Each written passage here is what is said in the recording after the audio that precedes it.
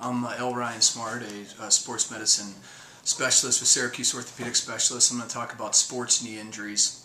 Sports knee injuries are incredibly common. Most of them are simple strains, sprains, contusions that can easily be treated with rest, ice elevation, the typical modalities. Most of them are better in a few days.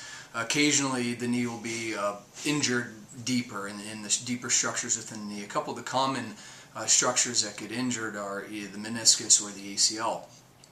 The meniscus are shock absorbers that live between the femur and the tibia, and their really role in life is to protect the cartilage of the knee from injury. And when they're torn, you can have a lot of pain, a lot of swelling, difficulty bearing weight, and unfortunately, most meniscus tears don't rapidly heal. They have a very poor blood supply and require typically surgery to fix. A lot of times that surgery is arthroscopic surgery to either repair or cut out the torn portion of the meniscus.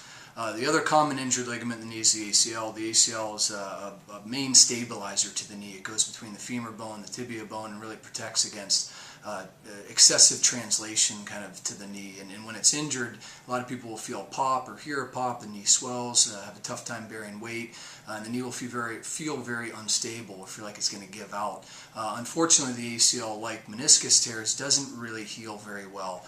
Therefore, it needs to be reconstructed with surgery a lot of times if you have a desire to continue playing sports or being active. And that's typically done with either a tendon or a ligament that's either from yourself or from a cadaver.